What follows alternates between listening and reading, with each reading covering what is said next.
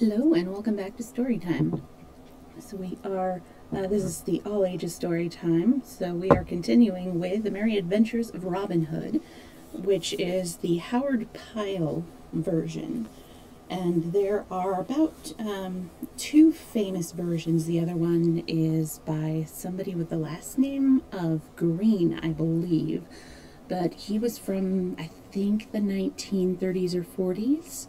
So he's not public domain. But I've really been digging the Howard Pyle version. I don't remember when he wrote his, but I think that his was if not the first, one of the first written ones.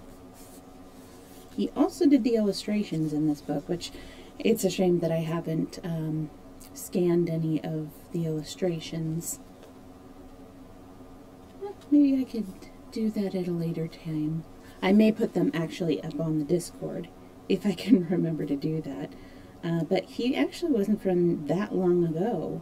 He died in 1911. Looks like he was about 60. So anyways, yes, we're going to start with part 3. And we may only do just part 3, or we may go like one chapter into part 4. We're maybe a third of the way through the book, so, you know, we've got a good long ways to go, but I'm enjoying it. Alright, so let's hide our little maestro here and get started. Part 3. Recounting 3 merry adventures that befell Robin Hood and certain others, by which he gained sore bones, and 3 good merry men, all in one day. Chapter 1. Little John and the Tanner of Blythe. It often comes about in this world that unlucky happenings fall upon one in such measure that it seems, as the saying is, that every cat that one strokes flies into one's face. Thus I suppose it was supposed to be that it was, with Robin Hood and Little John one bright day in the merry May time. So listen, and you shall hear how Dame Luck so buffeted them that their bones were sore for many a day thereafter. One fine day, not long after Little John had left abiding with the sheriff and had come back with his worship's cloak to the merry green wood, as has just been told, Robin Hood and a few chosen fellows of his band lay upon the soft sward beneath the greenwood tree where they dwelled. The day was warm and sultry, so that while most of the band were scattered through the forest upon this mission and upon that, these few stout fellows lay lazily beneath the shade of the tree in the soft afternoon, passing jests among themselves and telling merry stories with laughter and mirth. All the air was laden with the bitter fragrance of the May, and all the bosky shades of the woodlands beyond rang with the sweet song of birds, the throstle-cock, the cuckoo, and the wood-pigeon, and with the songs of birds mingled the cool sound of the gurgling brook that leaped out of the forest shades and ran fretting amid its rough gray stones across the sunlit open glade before the trysting tree. And a fair sight was that half-score of tall, stout yeomen, all clad in Lincoln green, lying beneath the broad spreading branches of the great oak tree amid the quivering leaves of which the sunlight shivered, and fell in dancing patches upon the grass. The good old times have gone by when such men grow as grew then, when when sturdy quarterstaff and longbow toughened a man's thews till they were like leather. Around Robin Hood that day there lay the very flower of English yeomanry. Here the great Little John, with limbs as tough as the gnarled oak, yet grown somewhat soft from good living at the sheriff's house in Nottingham town. There Will Stutely, his face all as brown as a berry from sun and wind, but for all that the comeliest yeoman in the mid-country, all excepting Allan a Dale, the minstrel of whom you shall hear anon. Besides these, was Will Scathellock, as lank as a greyhound, yet as fleet of foot as a buck of 3 years' growth. Young David of Doncaster, with great stout limbs, only less than those of Little John in size, the tender beard of early youth now just feathering his shin, and others of great renown both far and near. Suddenly Robin Hood smote his knee. "By St. Dunstan," quoth he, "I had nigh forgot the quarter day cometh on apace, and yet no cloth of Lincoln green in all our store. It must be looked to. Hey, Corral, good to see you. And that in quick season. Come, busk thee, Little John. Stir those lazy bones of thine, for thou must get thee straight away into our good gossip, the draper Hugh Longshanks of Ancaster. Bid him send us straight away 30 yards of fair cloth of Lincoln green, and mayhap the journey may take some of the fat from off thy bones, that thou hast gotten from lazy living at our dear sheriff's." I just realized I forgot to say that I am live now, so I'm going to do that really quickly. My bad.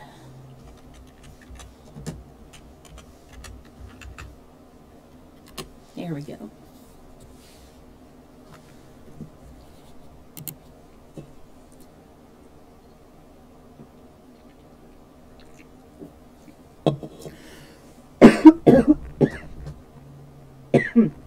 Pardon me.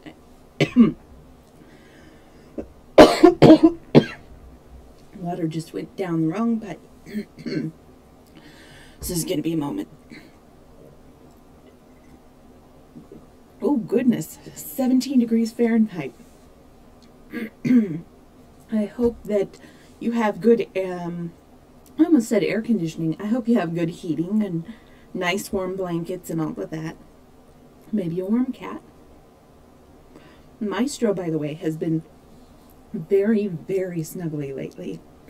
And very needy. That's strange. Oh my goodness. -4. Holy cow. I don't think it's ever gotten in the negatives here where I live. It's maybe gotten into the teens at its coldest. That was a long time ago.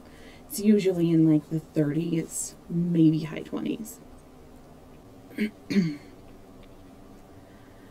All right. That's passed. Goodness. Ah, here we are.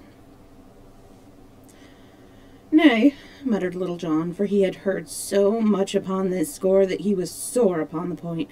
"Nay, truly, mayhap I have more flesh upon my joints than I once had.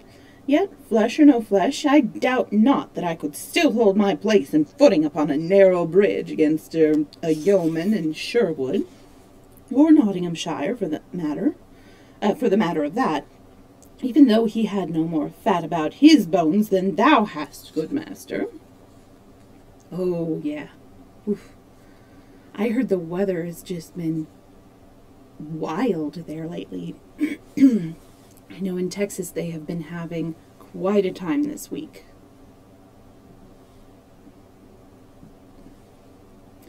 At this reply, a good shout of laughter went up, and all looked at Robin Hood, for each man knew that Little John spake of a certain fight that happened between their master and himself, through which they first became acquainted. "Nay," quoth Robin Hood, laughing louder than all, "Heaven forbid that I should doubt thee, for I care for no taste of thy staff myself, Little John. I must needs own that there are those of my band can handle a 7-foot staff more deftly than I, yet no man in all Nottinghamshire can draw a grey goose shaft with my feathers. Nevertheless, a journey to Ancaster must not be ill for thee, so go thou as I bid." Nope, not yet passed.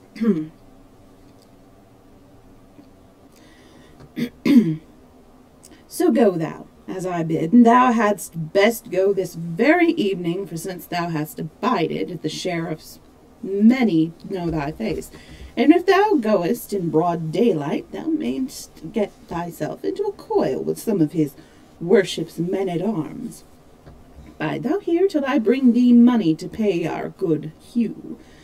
I warrant thee hath no better customers in all Nottinghamshire than we." So saying, Robin left them and entered the forest. Not far from the trysting tree was a great rock in which a chamber had been hewn, the entrance being barred by a massive oaken door 2 palms' breadth in thickness, studded about with spikes and fastened with a great padlock.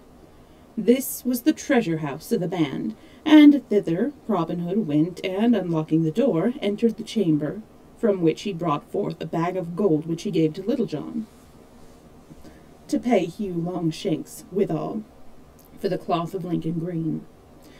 Then up got Little John, and taking the bag of gold, which he thrust into his bosom, he strapped a girdle upon his loins, took a stout pike-staff full 7 feet long in his hand, and set forth upon his journey.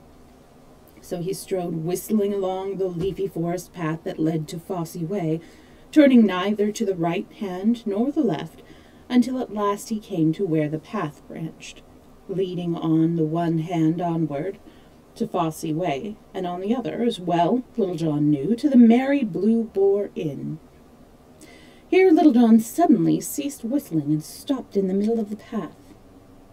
First he looked up, and then he looked down, and then, tilting his cap over one eye, he slowly scratched the back part of his head, for thus it was, at the sight of these 2 roads, 2 voices began to alarum with him, the one crying, "There lies the road to the Blue Boar Inn, a can of brown October, and a merry night, with sweet companions such as thou mayest find there." The other, "There lies the way to Ancaster, and the duty thou art sent upon." Now the first of these 2 voices was the far louder, for Little John had grown passing fond of good living through abiding at the sheriff's house.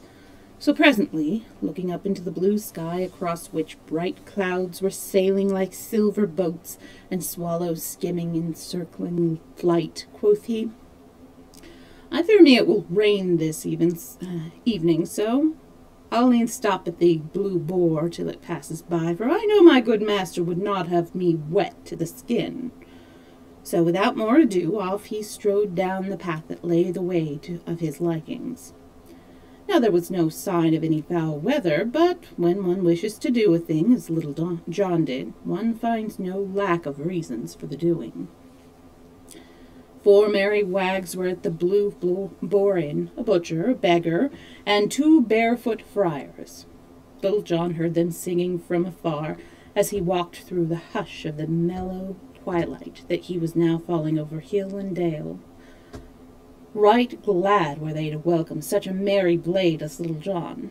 Fresh cans of ale were brought, and with jest and song and merry tales the hours slipped away on fleeting wings.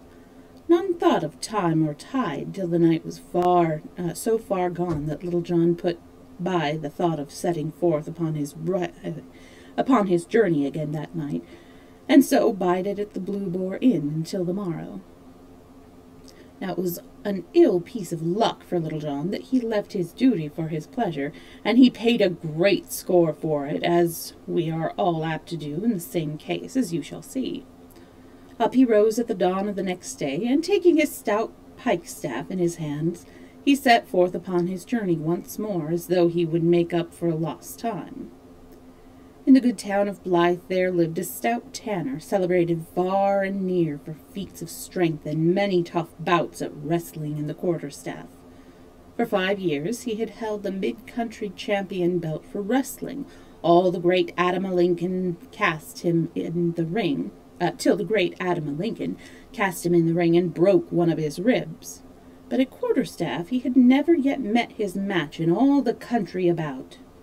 Besides all this, he dearly loved the longbow and a sly jaunt in the forest when the moon was full and the dun deer in season, so that the king's rangers kept a shrewd eye upon him and his doings, for Arthur a Bland's house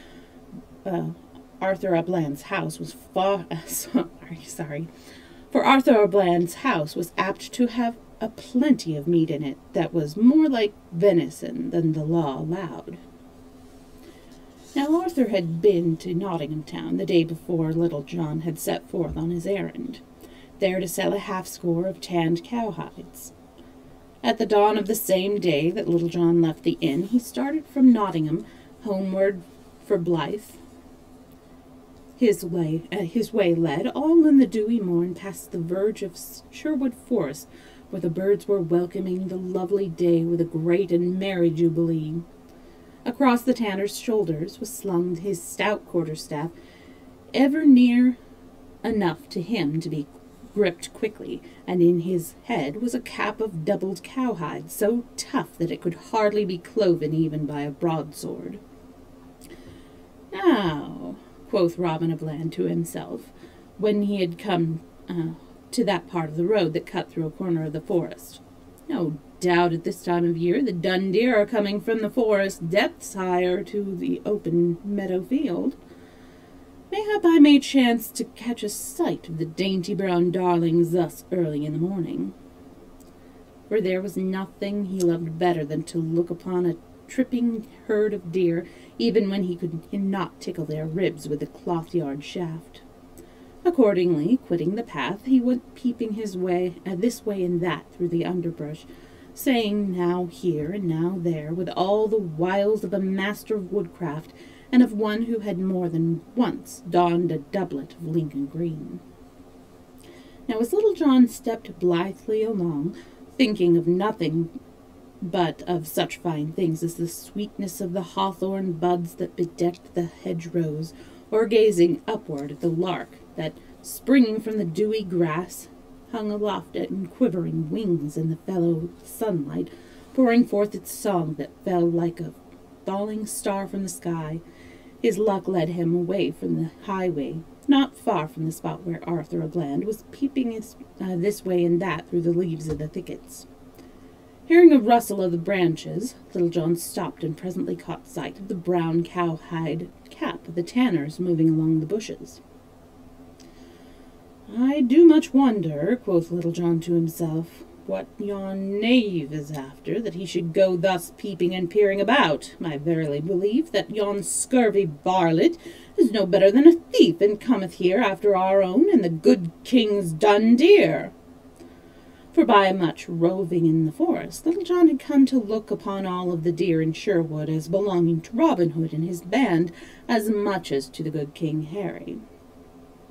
"Nay," quoth he again after a time, "this matter must e'en be looked into." So quitting the high road and also entering the thickets, and began spying around after stout Arthur of Land. So for a long time they both of them went hunting about, Little John after the tanner, and the tanner after the deer. At last Little John trod upon a stick which snapped under his foot, whereupon, hearing the noise, the tanner turned quickly and caught sight of the yeoman. Seeing that the tanner had spied him out, Little John put a bold face upon the matter. "Hello," he quoth, "what art thou doing here, thou naughty fellow?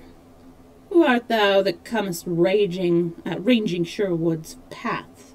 In very sooth, thou hast an evil cast of countenance, and I do think truly that thou art no better than a thief, and comest after our good king's deer." "Nay," quoth the tanner boldly, for though taken by surprise, he was not a man to be frightened by big words. "Thou liest in thy teeth. I am no thief, but an honest craftsman. As for my countenance, it is what it is, and as for the matter of that, thine own is none too pretty, thou saucy fellow." "Ha!" quoth Little John in a great loud voice, "wouldst thou give me back talk? Now I have a great part of mind to crack thy pate for thee. I would have thee know, fellow, that I am, as it were, one of the king's foresters. Leastwise," muttered he to himself, "I and my friends do take good care of our good sovereign's deer." "I care not who thou art," answered the bold tanner, "unless thou hast many more of thy kind by thee, thou canst never make Arthur of Land cry a mercy." "Who is it so?" cried Little John in a rage. "Now, by my faith, thou saucy rogue, thy tongue hath led thee into a pit thou wilt have a sorry time getting out of. For I will give thee such a drubbing as ne'er hast thou had in all thy life before. Take thy staff in thy hand, fellow, for I will not smite an unarmed man." "Marry, come up with a murrain," cried the tanner, for he, too, had talked himself into a fume. "Big words ne'er killed so much as a mouse. Who art thou that talkest so freely as cracking the head of Arthur a Bland? If I do not tan thy hide this day, as e'en I tanned a calf's hide in all my life before, split my staff into skewers for lamb's flesh, and call me no more brave man. Now look to thyself, fellow." "Stay," said Little John. "Let us first measure our cudgels. I do reckon my staff longer than thine, and I would not take advantage of thee by even so much as an inch." "Nay, I pass not for length," answered the tanner. "My staff is long enough to knock down a calf, so look to thyself, fellow, I say again." So without more ado, each gripped his staff in the middle, and with fell and angry looks they came together slowly. Now news had been brought to Robin Hood how that Little John, instead of doing his bidding, had passed by duty for pleasure, and so had stopped overnight with merry company at the Blue Boar Inn, instead of going straight to Ancaster. So being vexed to his heart by this, he set forth at dawn of day to seek Little John at the Blue Boar, or at least to meet the yeoman on the way, and ease his heart of what he thought of the matter. Sorry about that, it's my phone.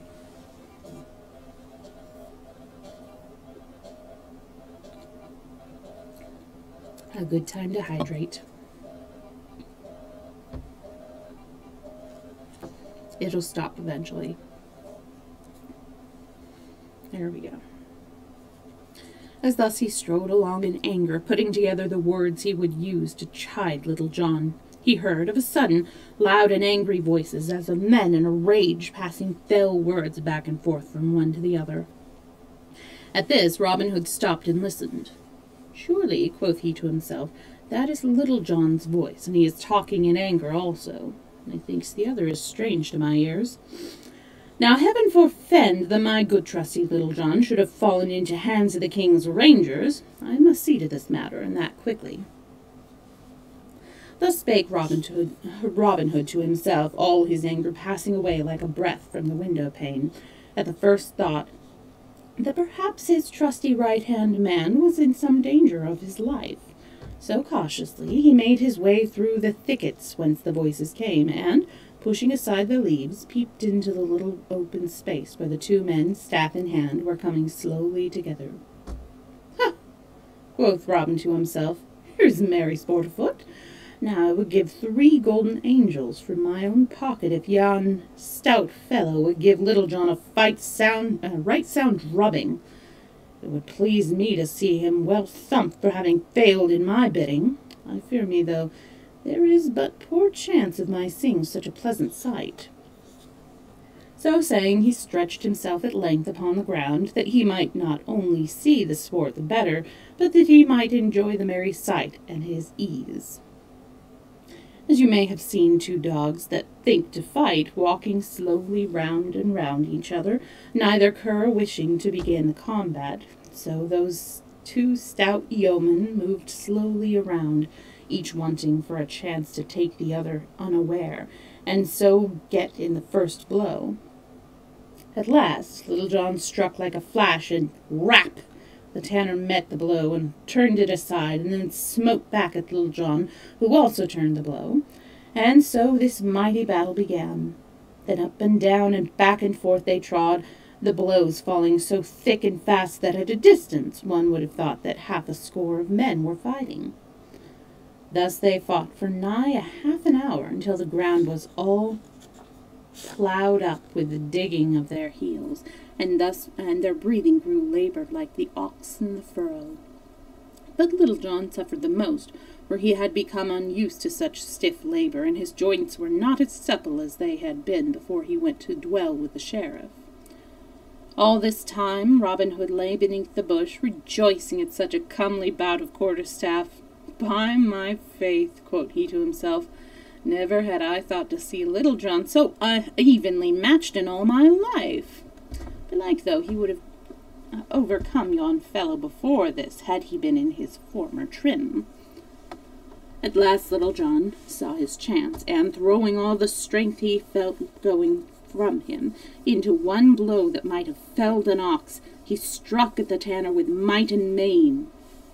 And now did the tanner's cowhide cap stand him in good stead, and but for it he might never have held staff in hand again.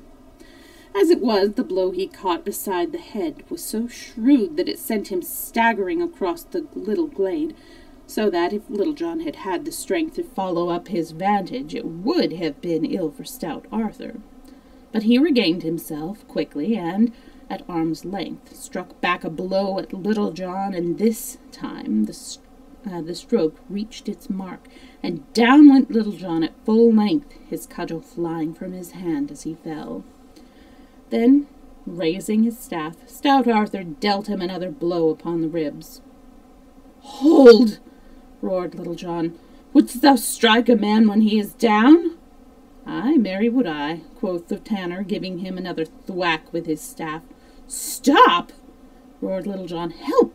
Hold, I say! I yield me! Say, good fellow!"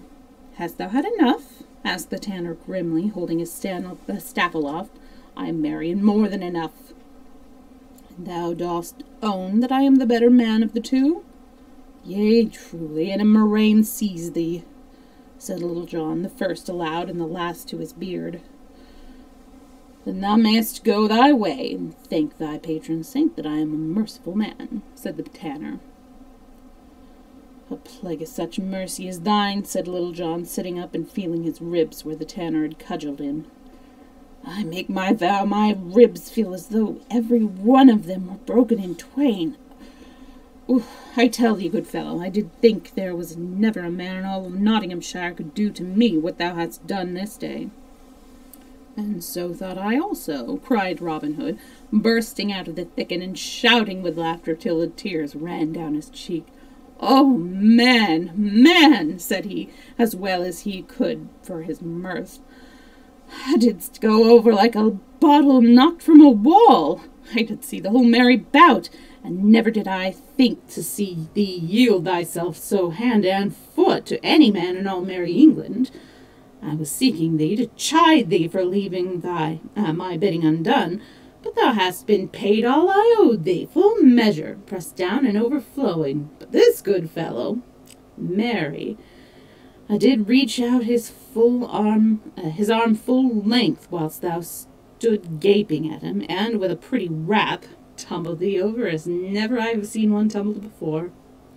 So spoke bold Robin, and all the time Little John sat upon the ground, looking as though he had sour curds in his mouth. "What may be thy name, good fellow?" said Robin, next turning to the tanner. "And do call me Arthur a Bland," spoke up the tanner boldly. "And now what may be thy name?" "Ha! Arthur a Bland," quoth Robin. "I have heard thy name before, good fellow. Thou didst break the crown of a friend of mine at the fair at Ely last October. The folk there call him Jock o' Nottingham. We call him Will Scathelock. This poor fellow, whom thou hast so belaboured, is counted the best hand at the quarterstaff in all merry England. His name is Little John, and mine Robin Hood." "How!" cried the tanner. "Art thou indeed the great Robin Hood, and this is the famous Little John? Marry, had I known who thou art, I would never have been so bold as to lift my hand against thee. Let me help thee to thy feet, good Master Little John, and let me brush the dust from off thy coat." "Nay," quoth Little John testily, at the same time rising carefully, as though his bones had been made of glass. "I can help myself, good fellow, without thy aid. Let me tell thee, had it not been for that vile cowskin cap of thine, it would have been ill for thee this day." At this Robin laughed again, and turning to the tanner, he said, "Wilt thou join my band, good Arthur? For I make my vow thou art one of the stoutest men that ever mine eyes beheld." "Will I join thy band?" cried the tanner joyfully. "I marry will I. Hey, for a merry life!" cried he, leaping aloft and snapping his fingers. "And hey for the life I love, away with tanned bark and filthy fats and foul cowhides. I will follow thee to the ends of the earth, good master, and not a herd of dun deer in all the forest but shall know the sound of the twang of my bowstring." "As for thee, Little John," said Robin, turning to him and laughing, "thou wilt start once more for Ancaster, and we will go part way with thee, for I will not have thee turn again to either the right hand or the left, till thou hast fairly gotten away from Sherwood. There are other inns that thou knowest yet hereabouts." Thereupon, leaving the thickets, they took once more to the highway, and departed upon their business.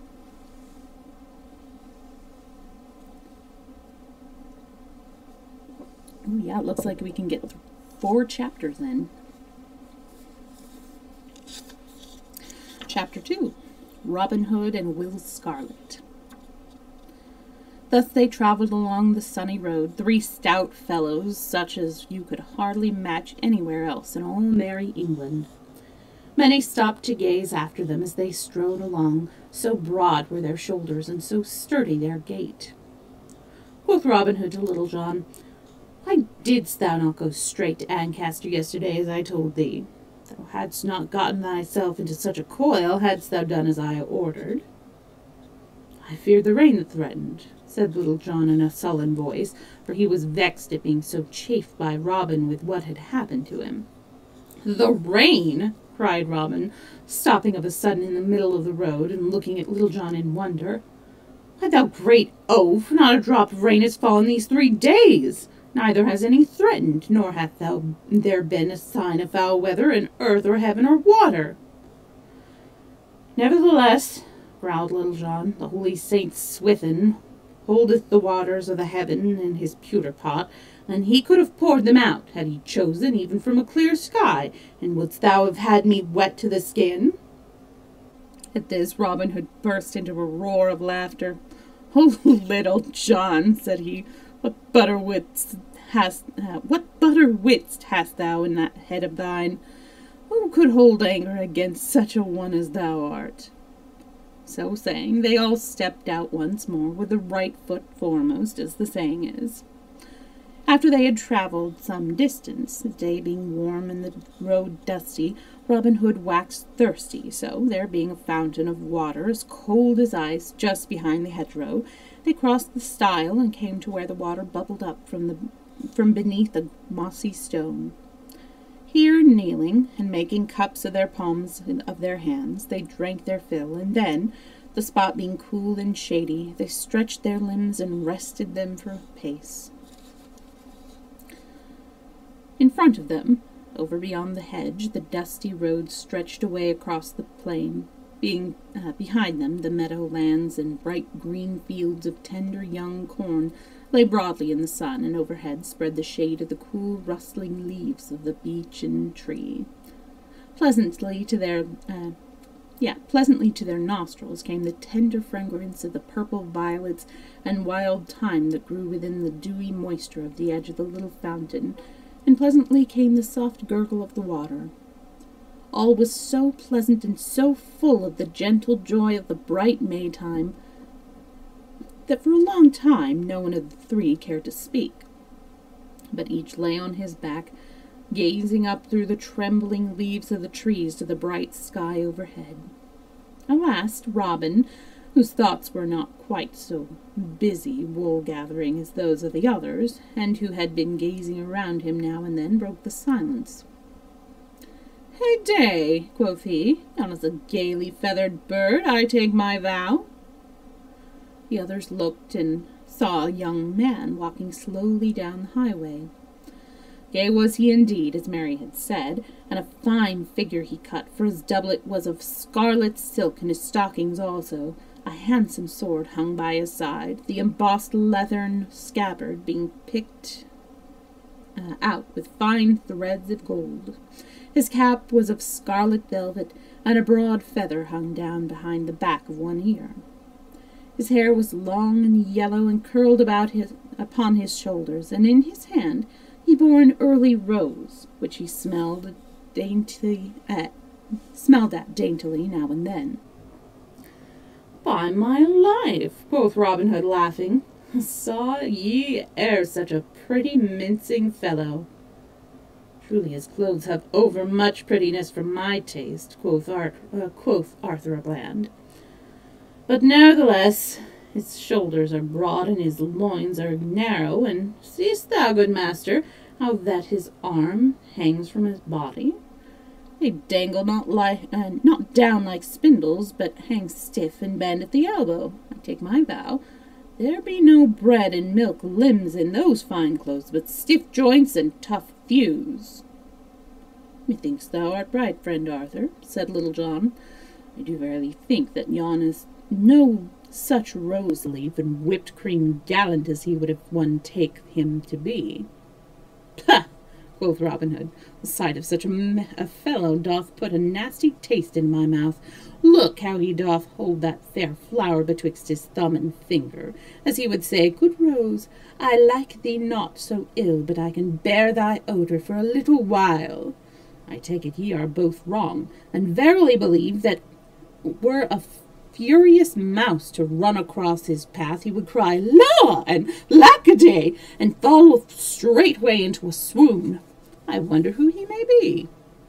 "Some great baron's son, I doubt not," answered Little John, "with good and true men's money lining his purse." "Ay, marry that it is, I make no doubt," quoth Robin. "What a pity that such men as he, that have no thoughts but to go abroad in gay clothes, should have good fellows, whose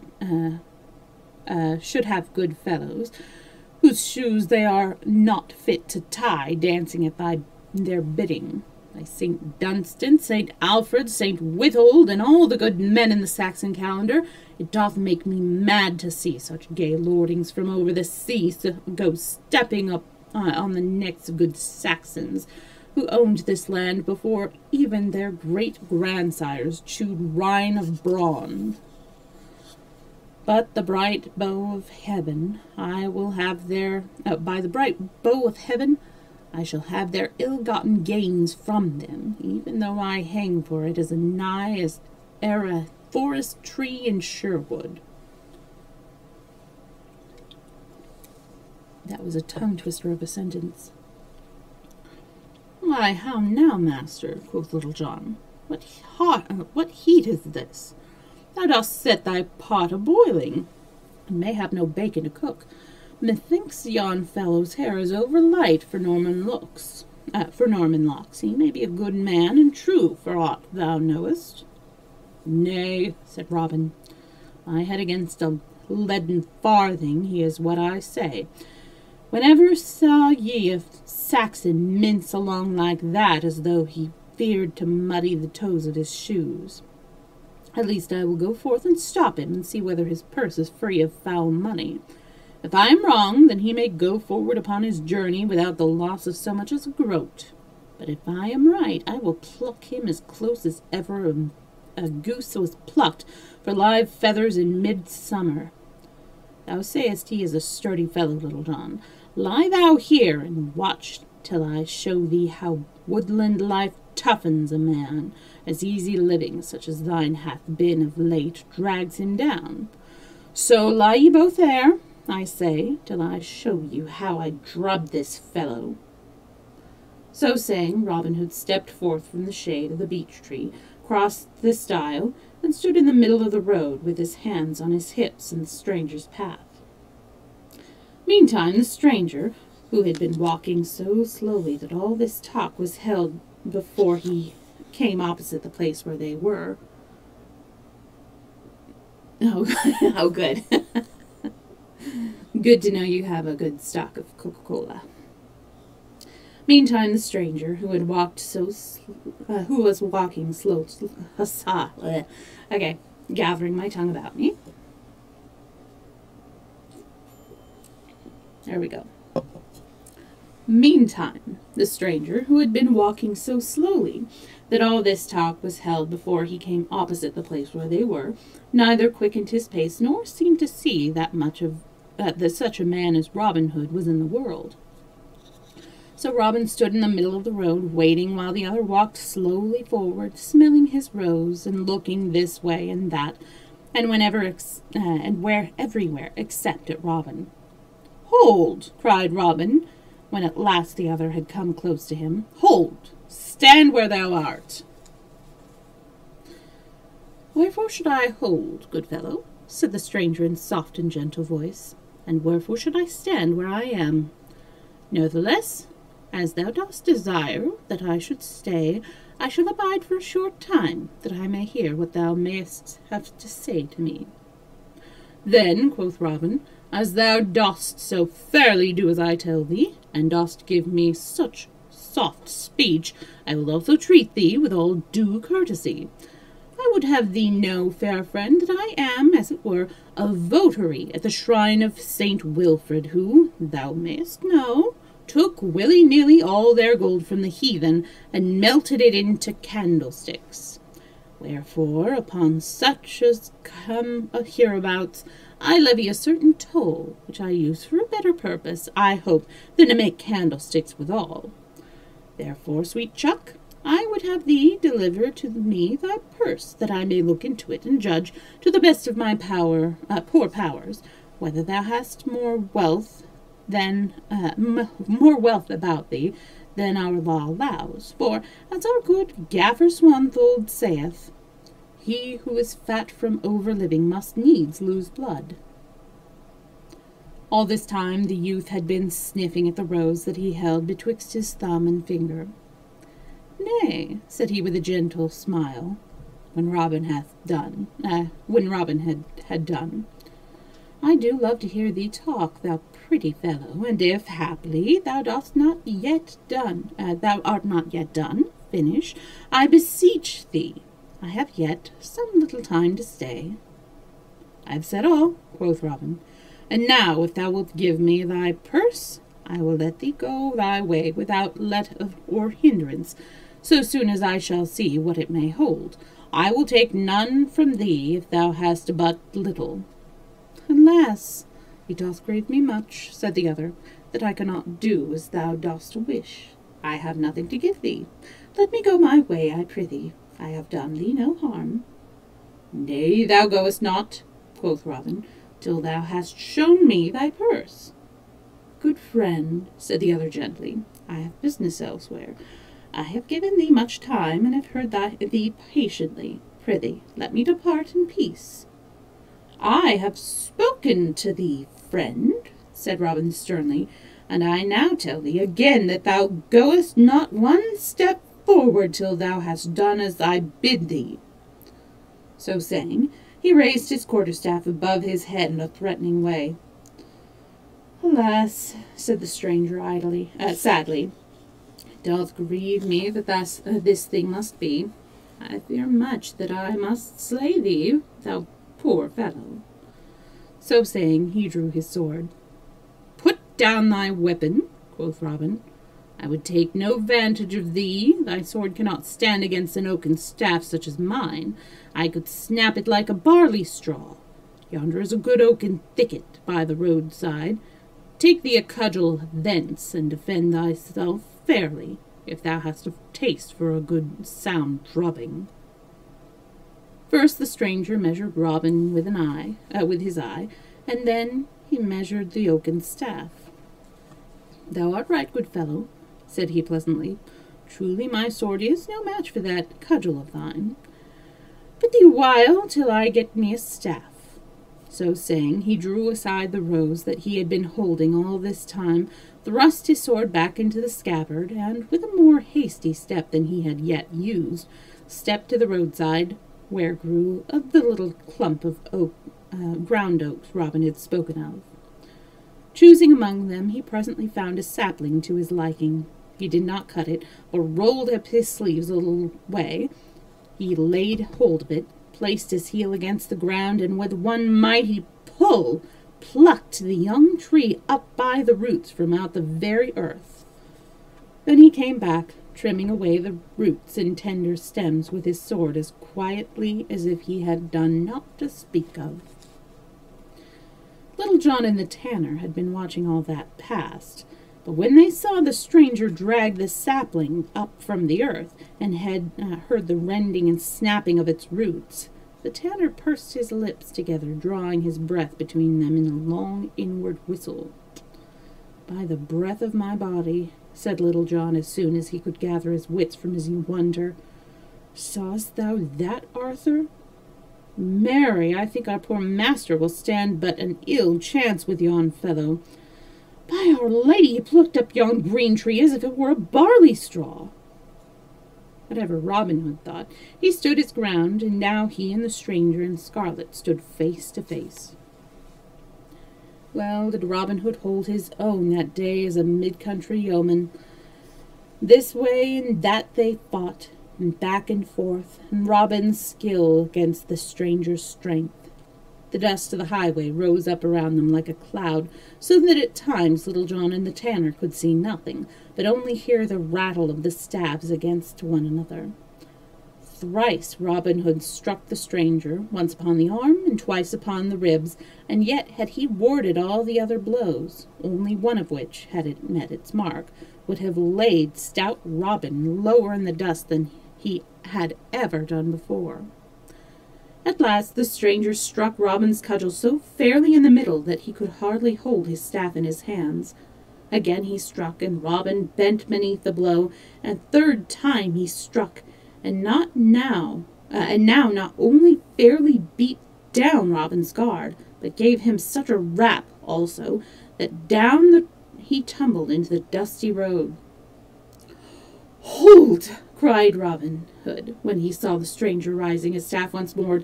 "I yield me." "Hold!" cried Little John, bursting from his cover, and the tanner at his heel. "Hold! Give over, I say." "Nay," answered the stranger quietly, "for there be two more of you, and as each as stout as his good fellow, I am like to have my hands full. Nevertheless, come on, and I will strive my best to serve you all." "Stop!" cried Robin Hood. "We will fight no more, I take my vow. This is an ill day for me and thee, Little John. I do verily believe that my wrist and eke my arm are palsied by the jar of the blow that this stranger struck me." Then Little John turned to Robin Hood.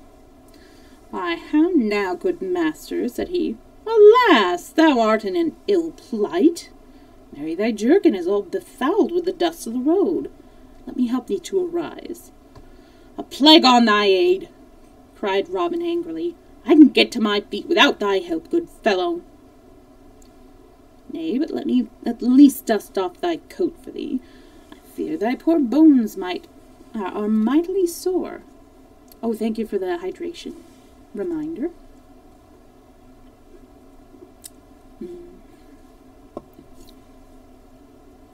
"I fear thy poor bones are mightily sore," quoth Little John soberly, with a sly twinkle in his eyes. "Give over, I say," quoth Robin in a fume. "My coat hath been dusted enough already, without aid of thine." Then, turning to the stranger, he said, "What may be thy name, good fellow?" "My name is Gamwell," answered the other. "Ha!" cried Robin. "Is it even so? I've near kin of that name. Whence camest thou, fair friend?" "From Maxfield town I come," answered the stranger. "There was I born and bred, and thence I come to seek my mother's younger brother, whom men call Robin Hood. So perchance thou mayest direct me." "Ha! Will Gamwell!" cried Robin, placing both hands upon the other's shoulders and holding him off at arm's length. "Surely it can be none other. I might have known thee, but thy pretty maiden air of thine, that dainty finicking manner of gait. Dost thou not know me, lad? Look upon me well." "Now "By the breath of my body," cried the other, "I do believe from my heart that thou art my own Uncle Robin. Nay, certainly it is so." And each flung his arms around the other, kissing him upon the cheek. Then once more Robin held his kinsman off at arm's length and scanned him keenly from top to toe. "Why, how now," quoth he, "what changes here? Verily some 8 or 10 years ago I left thee a stripling lad, with great joints and ill-hung limbs, and lo, here thou art, as tight a fellow as e'en I set mine eyes upon. Dost thou not remember, lad, how I showed thee a proper way to nip the goose feathers betwixt thy fingers, and throw out thy bow-arm steadily? Thou gavest great promise of being a keen archer. And dost thou not mind how I taught thee to fend and parry with the cudgel?" "Yes," said young Gamwell, "and I did not look up to thee. And I did so look up to thee, and thought thee so above all other men, that I make my vow, had I known who thou wert, I would never have dared to lift hand against thee this day. I trust I did thee no great harm." "No, no," quoth Robin hastily, and looking sideways at Little John. "Thou didst no harm to me, but say no more of that, I prithee. Yet I will say, lad, that I hope I may never feel again such a blow as thou didst give me. By Our Lady, my arm doth tingle yet from fingernail to elbow. Truly I thought that I was palsied for life. I tell thee, coz, that that thou art the strongest man that ever I laid mine eyes upon. I take my vow, I felt my stomach quake when I beheld thee pluck up yon green tree as thou didst. But tell me, how camest thou to leave Sir Edward and thy mother?" "Alas," answered young Gamwell, "it is an ill story, uncle, that I have to tell thee. My father's steward, who came to us after old Giles Brookleg died, was ever a saucy varlet, and I know not why my father kept him, saving that he did oversee with great judgment. It used to gall me to hear him speak up so boldly to my father, who, thou knowest, was ever a patient man to those about him, and slow to anger and harsh words. Well, one day, and an ill day it was for that saucy fellow, he sought to berate my father, I standing by. I could stand it no longer. Good uncle, so, stepping forth, I gave him a box of the ears, and, wouldst thou believe it, the young fellow straightway died of it. I think they said I broke his neck or something of the like. So off they packed me to seek thee and escape the law. I was on my way when thou sawest me, and here I am." "Well, by the faith of my heart," quoth Robin Hood, "for anyone escaping the law, thou wast taking it the most easily that ever I beheld in all my life. Whenever did anyone in all the world see one who had slain a man and was escaping because of it, tripping along the highway like a dainty court damsel, sniffing a rose the while?" "Nay, uncle," answered Will Gamwell, "overhaste never churned good butter, as the old saying hath it. Moreover, I do verily believe that this overstretch of my body hath taken the nimbleness out of my heels. Why, thou didst but just now rap me thrice, and I thee never a once, save by the overbearing thee by my strength." "Nay," quoth Robin, "let us say no more of that score. I am right glad to see thee, Will, and thou wilt add great honour and credit to my band of merry fellows. But thou must change thy name, for warrants will be out presently against thee. So, because of thy gay clothes, thou shalt henceforth and for aye be called Will Scarlet." "Will Scarlet," quoth Little John, stepping forward and reaching out his great palm with which the other took. "Will Scarlet, the name fitteth thee well. Right glad am I to welcome thee among us. I am called Little John, and this is a new member of who has just joined us, a stout tanner named Arthur Bland. Thou art like the you are like goodness. Thou art like to achieve fame. Will, let me tell thee, for thee there will be many a merry ballad sung about the country, and many a merry story told in Sherwood of how Robin Hood taught Little John and Arthur a Bland the proper way to use the quarter-staff. Likewise, as it were, how our good master bit off so large a piece of cake that he choked on it. Nay, good Little John, quoth Robin gently, for he liked ill to have such a jest told of him.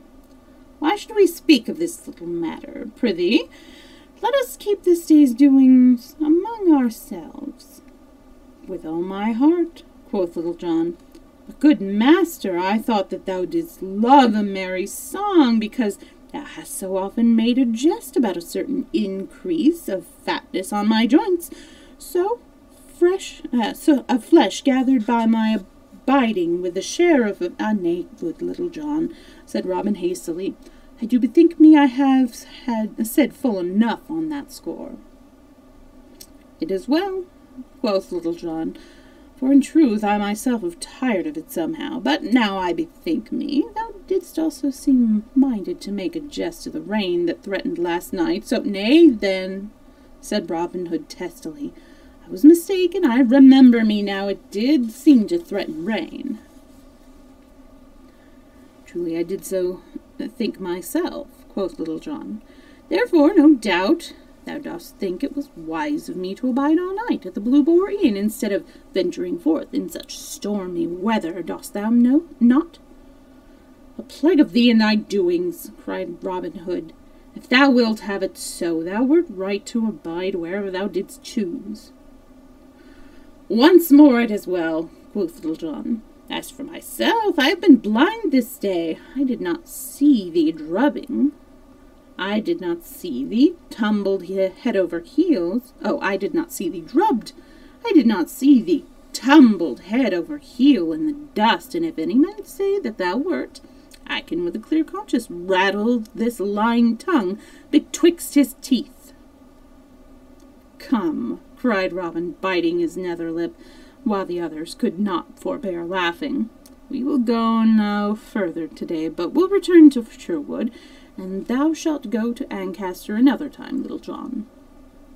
So said Robin, for now that his bones were sore, he felt as though a long journey would be an ill thing for them. So, turning their backs, they retraced their steps whence they came.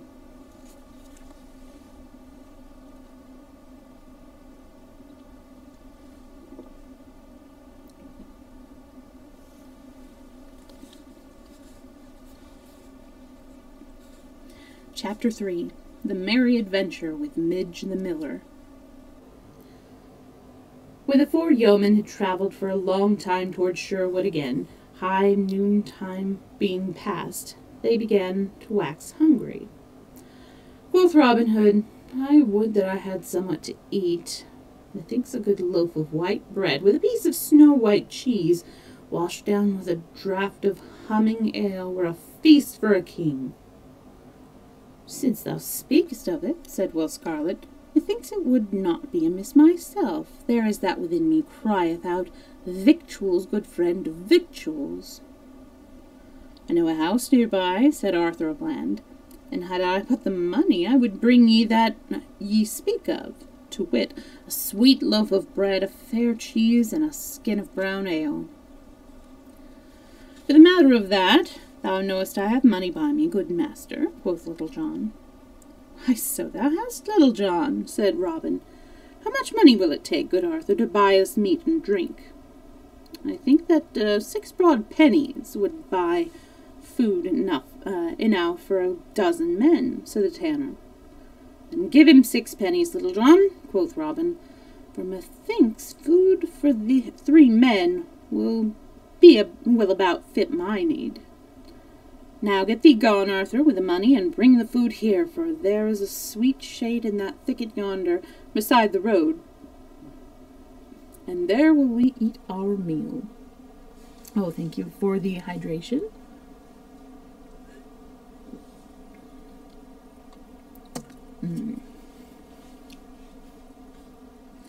So Little John gave Arthur the money, and the others stepped to the thicket, there to await the return of the tanner. After a time he came back, bearing with him a great brown loaf of bread, and a fair round cheese, and a goatskin full of stout March beer slung over his shoulders. Then Will Scarlet took his sword and divided the loaf and the cheese into 4 fair portions, and each man helped himself. Then Robin Hood took a deep pull at the beer. "Ah," said he, drawing in his breath, "never have I tasted sweeter drink than this." After this no man spake more, but each munched away at his bread and cheese lustily, with ever and anon a pull at the beer. At last Will Scarlet looked at a small piece of bread he still held in his hand, and quoth he, "Methinks I will give this to the sparrows." So, throwing it from him, he brushed the crumbs from his jerkin. "I, too," quoth Robin, "have had enough, I think."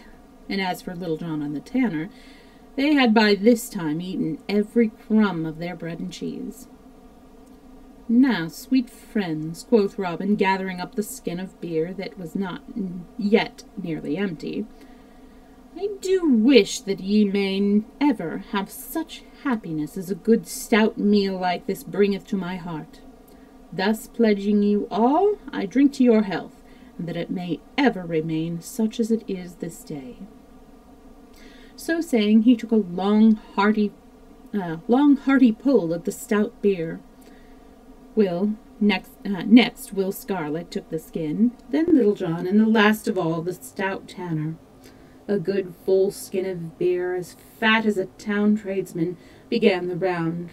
A poor flabby hide came forth, as weak and limp as an aged man. "Now," quoth Robin, "I do feel myself another man, and would fain enjoy something pleasant before going farther upon our journey. I do think me, Will, that thou didst use to have a pretty voice, and one that tuned sweetly upon a song. Prithee, give us one ere we journey farther." "Truly, I do not mind turning a tune," answered Will Scarlet, "for I would not sing alone." "Nay, others will follow. Strike up, lad," quoth Robin. "In that case 'tis well," said Will Scarlet. "I do call to mind a song that a certain minstrel used to sing in my father's hall upon occasion. I know no name for it, and so can give you none, but this is it." Then, clearing his throat, he sang, "In the merry blossom time, when love longings flood the breast, when the flowers on the lime, and when the small fowl builds their nest, sweetly sings the nightingale, and the throstle cock so bold, cuckoo in the dewy dale, and the turtle in the wild. But the robin I love dear, for he singeth through the year, Robin, Robin, merry Robin. So I'd have my true love be, not to fly at the nigh, sign of cold adversity. When the spring bringeth sweet delights, when aloft the lark doth rise, lovers wooed a mellow night, and youth's peep in maidens' eyes, that time blooms the eglantine, daisies pied upon the hill, cowslips fair and columbine, dusky violets by the rill. But the icy green cloth grow, when the north wind bringeth snow. Ivy, ivy, staunch and true, thus I'd have her love to be, not to die at the nigh breath of cold adversity." "'Tis well sung," quoth Robin, "but, cousin, I tell thee plain, I would rather hear a stout fellow like thee sing some lusty ballad than a finicking song of flowers and birds and what not. Yet thou didst sing it fair, and 'tis none so bad a snatch of a song, for the matter of that. Now, Tanner, it is thy turn." "I know not," quoth Arthur, smiling, with his head on one side, like a budding lass that is asked to dance.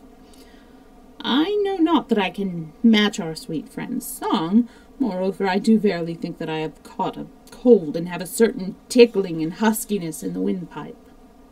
Nay, sing up, friend, quoth Little John, who sat next to him, patting him upon the shoulder. Thou hast a fair, round, mellow voice. Let us have a touch of it. Nay, and ye will have a poor thing, said Arthur. I will do my best. Have you ever heard of the wooing of Sir Keith, the stout young Cornish knight in good King Arthur's time? Methinks I have heard somewhat of it, said Robin. But nevertheless, strike up thy ditty and let us hear it, for as I do remember me, it is a gallant song, so out with it, young good fellow.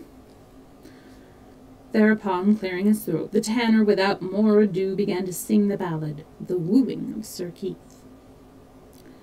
King Arthur sat in his royal hall, and about on either hand was many a noble lording tall, the greatest in the land. Sat Lancelot with raven locks, Gawain with golden hair, Sir Tristram, Kay who kept the locks, and many another there. And through the strained windows bright, from o'er the red-tiled eaves, the sunlight blazed with coloured light on golden helms and greaves. But suddenly a silence came about the table round, for up the hall there walked a dame bent nigh upon the ground. Her nose was hooked, her eyes were bleared, her locks were lank and white. Upon her chin there grew a beard, she was a gruesome sight. And so with crawling step she came, and kneeled at Arthur's feet. Quoth Kay, she is the foulest dame that e'er my sight did greet. O mighty king, of thee I crave a boon on bended knee. 'Twas thus she spoke. What wouldst thou have, quoth Arthur, king, of me? Quoth she, I have a foul disease doth gnaw my very heart, but one thing can bring me ease, cure my bitter smart. There is no rest, no ease for me, north, east, or west, or south, till Christian knight will willingly thrice kiss me on the mouth. Nor wedded may his child have been that giveth ease to me, nor may he be constrained, I ween, but kiss me willingly. So is there here on Christian knight of such a noble strain, that he will give a tortured wight sweet ease of mortal pain. A wedded man, quoth Arthur king, a wedded man I be, else I would deem it noble thing to kiss thee willingly. Now, Lancelot, in all men's sight, thou art the head and chief of chivalry. Come, noble knight, and give her quick relief. But Lancelot he turned aside, and looked upon the ground, for it did sting his haughty pride to hear them laugh around. Come thou, Sir Tristram, quoth the king. Quoth he, cannot be, for ne'er can I my stomach bring to do it willingly. Wilt thou, Sir Kay, thou scornful knight? Quoth Kay, nay, be it by my troth.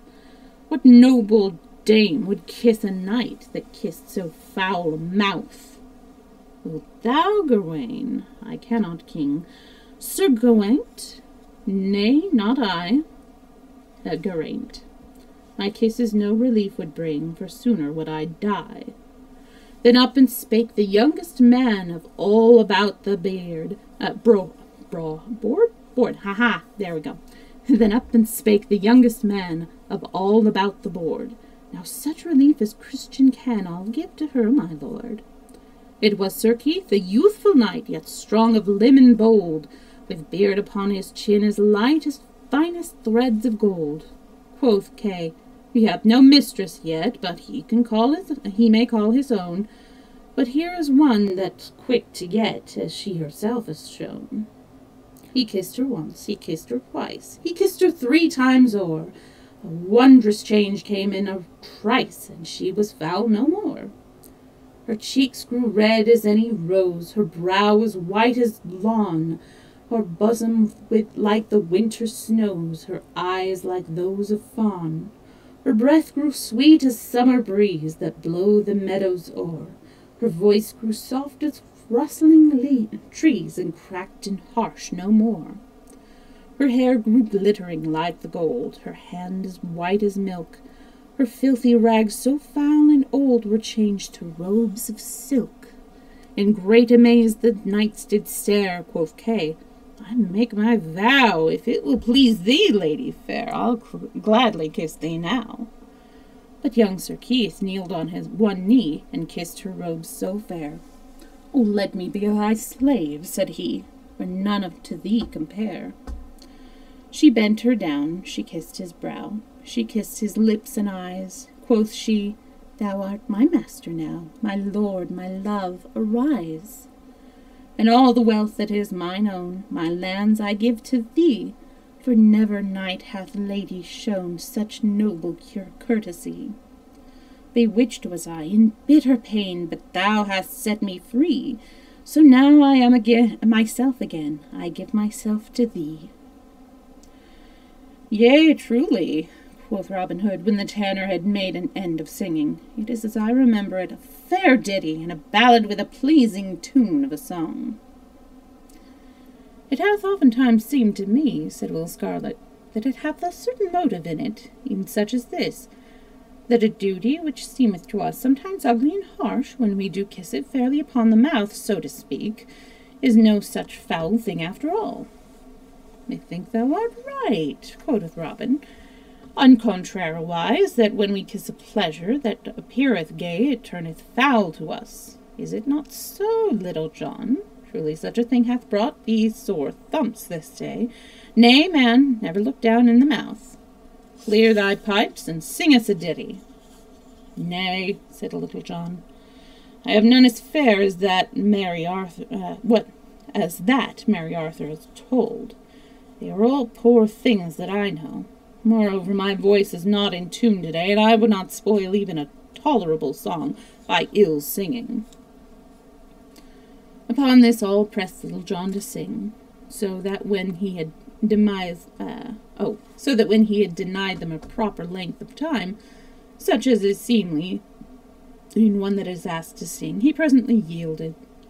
Quoth he, Well, an ye will have so, I will give it what I can. Like to fair Will, I have no title to my ditty, but thus it runs.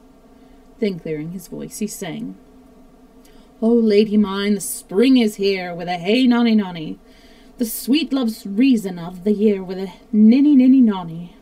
Now lad and lass lie in the grass that groweth green, with flowers between, the buck doth rest, the leaves doth start, the cock doth crow, the breeze doth blow, and all things laughing. Who may yon fellow be coming along the road? Said Robin, breaking into the song. I know not, quoth Little John in a surly voice, but this I do know, that it is an ill thing to do, to check the flow of a good song. Nay, Little John, said Robin, be not vexed, I prithee, but I have been watching him come along, bent beneath the great bag over his shoulder, ever since thou didst begin thy song.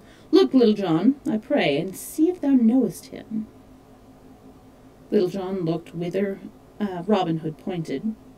Truly, quoth he after a time, I think young fellow was a certain young miller I have seen now and then around the edges of the Sherwood. Poor wight, methinks, to spoil a good song bout. Now thou speakest of him, quoth Robin Hood, methinks I myself have seen him now and then. Hath he not a mill over beyond Nottingham town, nigh to the Salisbury road? Thou art right, that is the man, said Little John. Good stout fellow, quoth Robin. I saw him crack Ned of Brantford's crown about a fortnight since, and never saw I a hair lifted more neatly in all my life before. By this time the young miller had come so near that they could see him clearly. His clothes were dusted with flour, and over his back he carried a great sack of meal, bending so as to bring the whole weight upon his shoulders, and across the sack with a thick quarter-staff. His limbs were stout and strong, and he strode along the dusty road right sturdily, with a heavy sack across his shoulders. His cheeks were ruddy as a winter hip, his hair was flaxen in color, and on his chin was a downy growth of flaxen beard.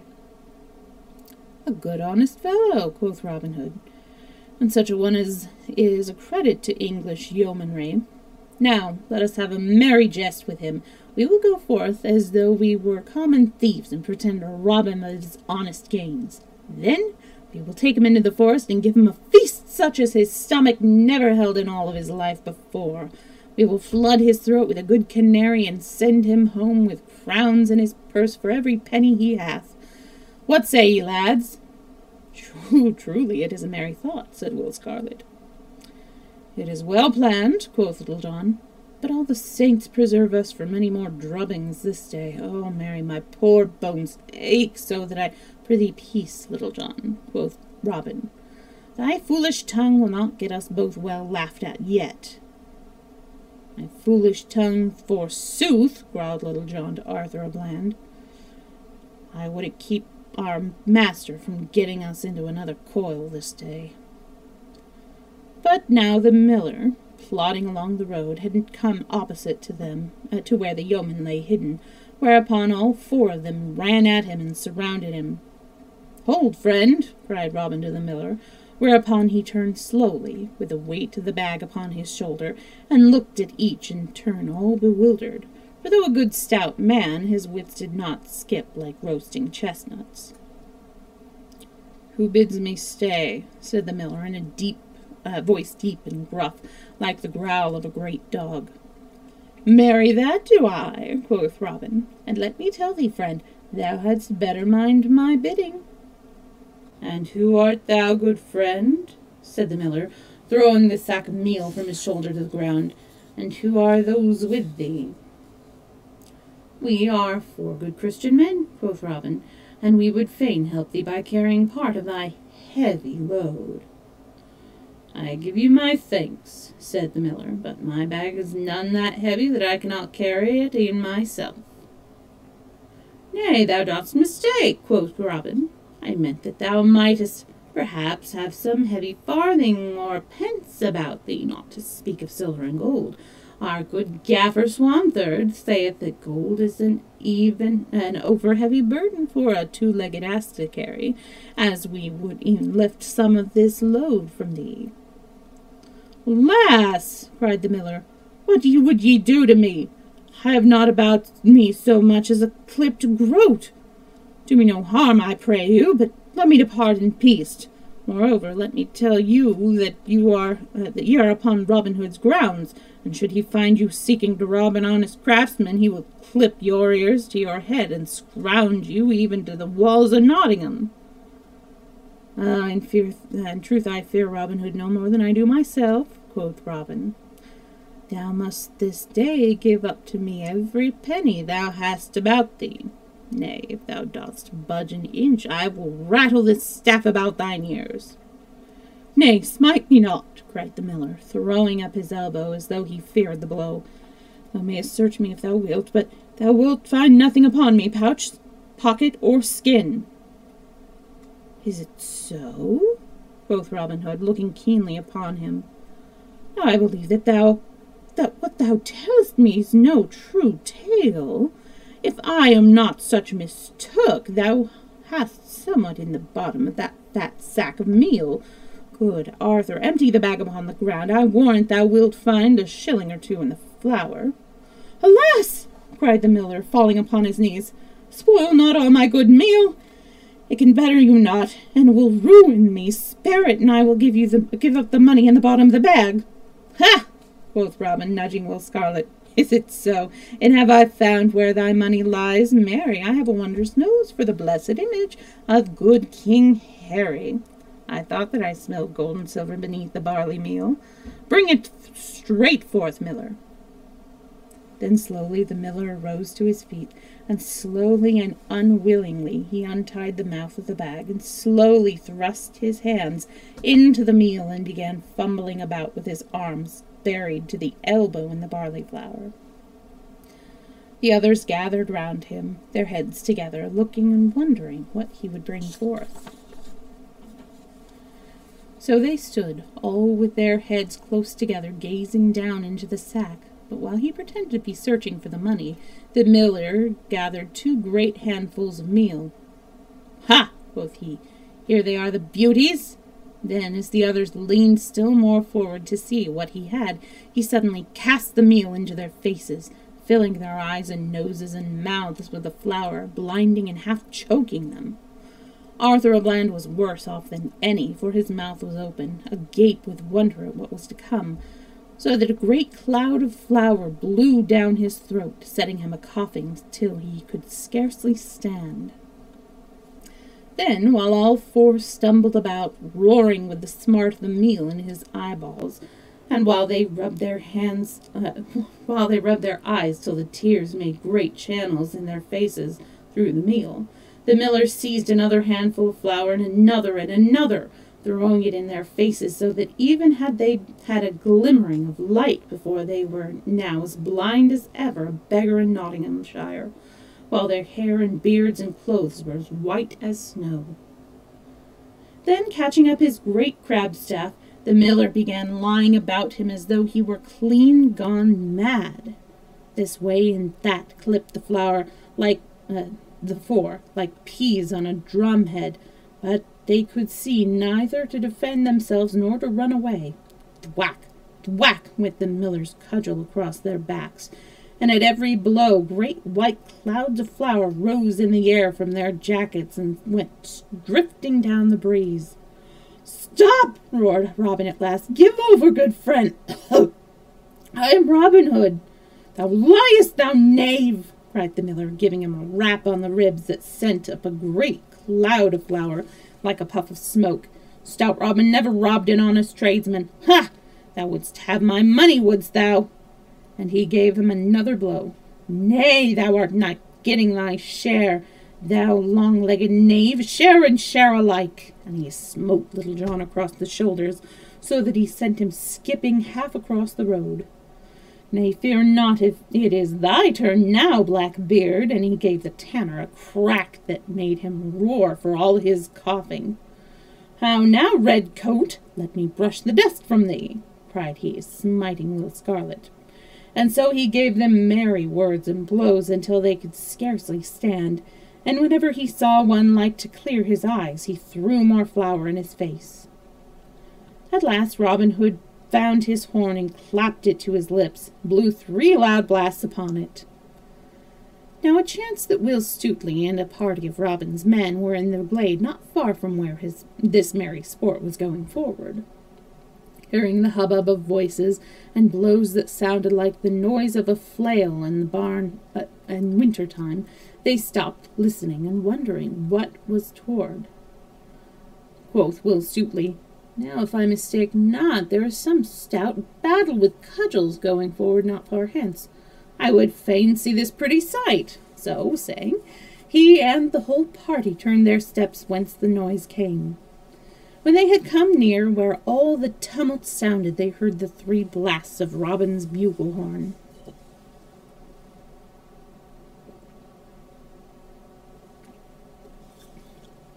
"Quick!" cried young David of Doncaster. "Our master is in sore need." So without stopping a moment, they dashed forward with might and main, and burst forth from the cover into the high road. But what a sight was that which they saw! The road was all white with meal, and 5 men stood there also white with meal from top to toe, for much of the barley flour had fallen back upon the miller. "What is thy need, master?" cried Will Stutely, "and what doth all this mean?" "Nay," quoth Robin in a mighty passion, "yon traitor fellow hath come as nigh slaying me as there is a man on all the world. Hast thou not come quickly, good Stutely, thy master had been dead." Hereupon, while he and the other 3 rubbed the meal from their eyes, and Will Stutely and his men brushed their clothes clean, he told them all how he had meant to pass a jest upon the miller, which same had turned so grievously upon them. "Quick, men, seize the vile miller," cried Stutely, who was nigh choking with laughter, as were the rest. Whereupon several ran upon the stout fellow and seized him, bound his arms behind his back with bowstrings. "Ha!" cried Robin, when they brought the trembling miller to him. Thou wouldst murder me, wouldst thou? By my faith. Here he stopped and stood glaring upon the miller grimly. But Robin's anger could not hold. So first his eyes twinkled, and then, in spite of all, he broke into laugh. Now, when they saw their master laugh, the yeomen who stood around could contain themselves no longer, and a mighty spout of laughter went up from all. Many could not stand, but rolled upon the ground with pure merriment. "What is thy name, good fellow?" said Robin at last to the miller, who stood gaping as though he were in a maze. "Alas, sir, I am Midge the miller's son," said he in a frightened voice. "I make my vow," quoth merry Robin, smiting him upon the shoulder. "Thou art the mightiest Midge that e'er mine eyes beheld. Now wilt thou leave thy dusty mill and come and join my band? By my faith, thou art too stout a man to spend thy days betwixt the hopper and the till. And truly, if thou dost forgive me for the blows I struck, not knowing who thou wast, I will join thee right merrily," said the miller. "Then have I gained this day," quoth Robin, "the 3 stoutest yeomen in all Nottinghamshire. We will get us away to the greenwood tree, and there hold a merry feast in honour of our new friends, and mayhap a cup or 2 of good sack and a canary may mellow the soreness of my poor joints and bones, though I warrant it will be many a day before I am again the man I was." So saying, he turned and led the way, the rest following, and so they entered the forest once more and were lost to sight. So that night all was ablaze with crackling fires in the woodlands, for though Robin and those others spoke of, only excepting Midge, the miller's son, had many a sore bump and bruise here and there on their bodies, they were still not so sore in the joints that they could not enjoy a jolly feast given all in welcome of the new members of the fold. Thus, with songs and jestings and laughter that echoed through the deeper and more silent nooks of the forest, the night passed quickly along, as such merry times are wont to do, until at last each man sought his couch, and silence fell on all things, and all things seemed to sleep. Thus came about 3 merry adventures in one day, the one stepping upon the heels of another. But Little John's tongue was never one that was not easy to guidance, so that inch by inch the whole story of this fight with the tanner and Robin's fight with Will Scarlet leaked out, and so I have told it to you. So I have told it that you may laugh at the merry tale along with me. Now happenings so come upon us in this world that the serious things of this world become so mixed up with the merry things that our life is all a jumble of black and white, as it were, like the boards of checkered black and white upon which country folk play draughts as the inn beside the blazing fire of a winter's night. So things fell out with Robin Hood for this day of merry sport, through which we have just trudged and buffeted with him and certain other mad wags, as speedily followed by one in which, though merriment was a-doing, more weighty matters were undertaken. So listen to what follows. And we have time for one more chapter. We're into the 4th part of the story. And yeah, this will get us close to halfway through the book, too.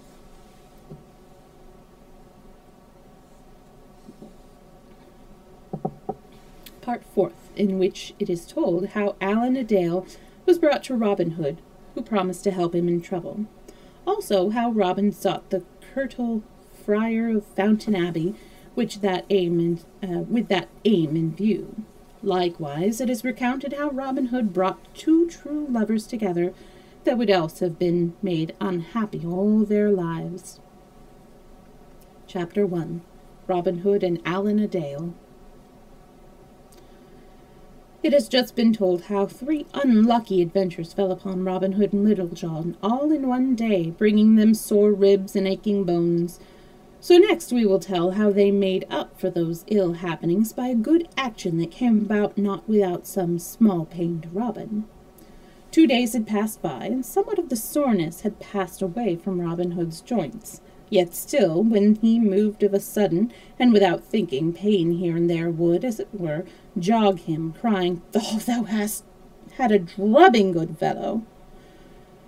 The day was bright and jocund, and the morning dew still lay upon the grass. Under the greenwood tree sat Robin Hood. On one side was Will Scarlet, lying at full length upon his back, gazing up into the clear sky with hands clasped behind his head. Upon the other side sat Little John, fashioning a cudgel out of a stout crab-tree limb. Elsewhere upon the grass sat or lay many others of the band. Oh, thank you for the hydrate.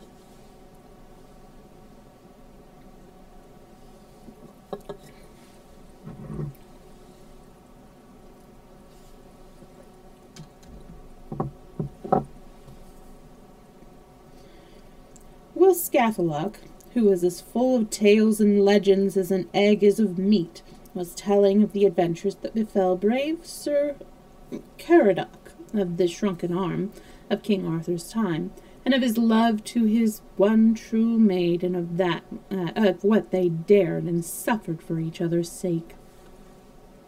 The noble story you yourself may read sometime, for it has been written and sung in more than one ancient tale and ballad, both in courtly and in homely phrase. To this all listened without a word, and when it was done, many drew deep breaths, being carried away by the tale of knightly daring and noble sacrifice. By the way, I do have Howard Pyle's version of the King Arthur and the Knights of the Round Table, or however it's titled. So some other time we'll read that.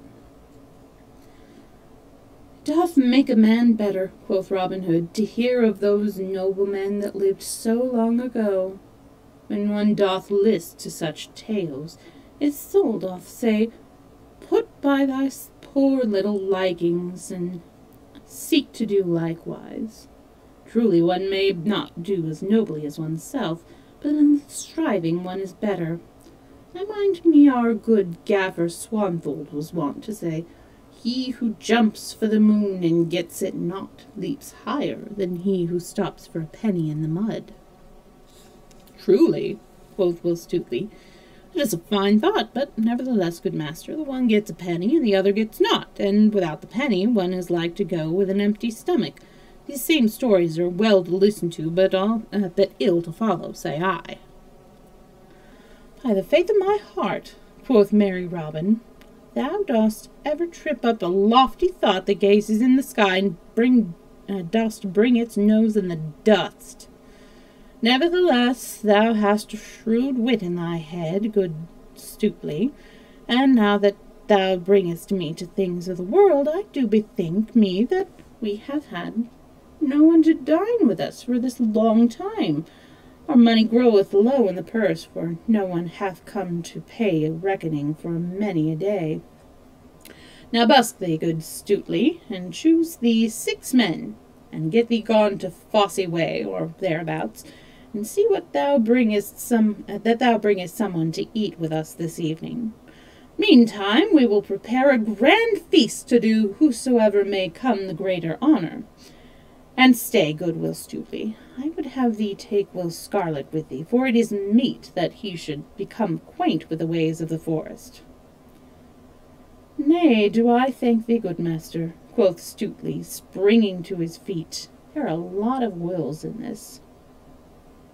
'Cause there's Will Scathelocke, Will Scarlet, and Will Stutely. Truly my limbs do grow slack through abiding idly here, for as for 2 of my 6, I will choose Midge the Miller and Arthur O'Bland, for as well as thou knowest, good master, they are stout fists at the quarterstaff. Is it not so, Little John?"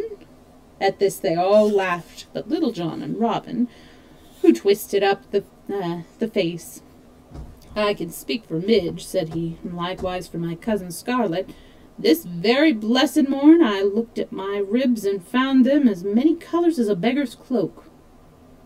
So, having chosen 4 more stout fellows, Will Stutely and his band set forth to Fossey way, to find whether they might not come across some rich guest to feast that day in Sherwood with Robin and his band. For all the livelong day they abided near this highway. Each man had brought with him a good score of cold meat and a bottle of stout March beer to stay his stomach till the homecoming. So when high noontime had come, they sat them down upon the soft grass beneath a green and wide-spreading hawthorn bush, and held a hearty and jovial feast. After this, one kept watch while the others napped, for it was a still and sultry day. Thus they passed the time pleasantly enow, but no guest such as they desired showed his face in all the time that they lay hidden there. Many chattering damsels merrily tripping along, now was a plodding tinker, now a merry shepherd lad, now a sturdy farmer, all gazing ahead along the road, unconscious of the 7 stout fellows that lay hidden so near them.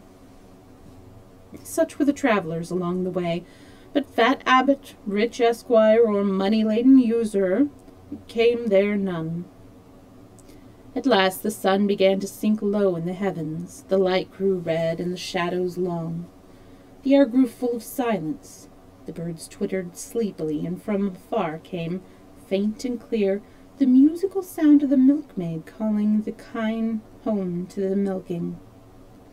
Then Stuteley arose from where he was lying. "Plague of such ill luck," quoth he. "Here have we abided all day, and no bird worth the shooting, so to speak, hath come within reach of our bolt. Had I gone forth on an innocent errand, I had met a dozen stout priests or a score of pursy money-lenders. But it is ever thus. The dun deer are never so scarce as when one has a grey goose feather nipped betwixt the fingers. Come, lads, let us get up and home again, say I." Accordingly, the others arose, and, coming forth from out of the thicket, they all turned their toes back again to Sherwood. After they had gone some distance, Will Stuteley, who headed the party, suddenly stopped. "Hist!" quoth he, for his ears were as sharp as those of a 5-year-old fox. "Hark, lads, methink I hear a sound." At this all stopped and listened with bated breath, albeit for a time they could hear nothing, their ears being duller than Stuteley's. At length they heard a faint and melancholy sound like someone in lamentation. "Ha!" quoth Will Scarlet. "This must be looked into. There's someone in distress nigh to us here." "I know not," quoth Stuteley, shaking his head doubtfully. "Our master is ever rash about thrusting his fingers into a boiling pot. But for my part, I see no use in getting ourselves into mischievous coils. Yon is a man's voice, if I mistake not, and a man should be always ready to get himself out from his own pothers." Thus spoke Will Stuteley, yet, in truth, only half meant what he said. Nevertheless, since he had escaped so narrowly from out of Sheriff's clutches, he had grown somewhat over-cautious. Then out spake Will Scarlet boldly. "Now, out upon thee to talk in that manner, Stuteley. Stay if thou dost list. I go to see what may be the trouble with this poor creature." "Nay," quoth Stuteley, "thou dost leap so quickly, thou'lt tumble in the ditch. Who said I would not go? Come along, say I." Thus saying, he led the way, the others following, till, after they had gone a short distance, they came to a little opening in the woodland, whence a brook, after gurgling out from under the tangle of overhanging bushes, spread out into a broad and glassy pebbled pool. By the side of this pool, and beneath the branches of a willow, lay a youth upon his face, weeping aloud, the sound of which had caught the quick ears of Stuteley. His golden locks were tangled, his clothes were all awry, and everything about him betokened sorrow and woe. Over his face, from the branches of the osier, hung a beautiful harp of polished wood, inlaid with gold and silver and fantastic devices. Beside him lay a stout ashen bow, and half a score of fair smooth arrows. "Hullo!" shouted Will Stuteley, when they had come out from the forest into the little open spot. art thou, fellow? What liest there killing all the green grass with salt water? Oh, who art thou, fellow, that liest there? Okay, gotcha. Hearing the voice, the stranger sprang to his feet and, snatching up his bow and fitting a shaft, held himself in readiness for whatever ill might befall him. Truly, said one of the yeomen, when they had seen the young stranger's face, I do know that lad right well. He's a certain minstrel that I have seen hereabouts more than once. It was only a week ago I saw him skipping across the hill like a yearling doe. A fine sight he was then, with a flower in his ear and a cock's plume stuck in his cap. But now methinks our cockerel's shorn of gay feathers. "Pah!" cried Will Stutely, coming in. "Pah!" cried Will Stutely, coming up to the fellow. "Wipe thine eyes, man. I do hate to see a tall, stout fellow so snivelling like a girl of 14 over a dead tomtit. Put down thy bow, man. We mean thee no harm."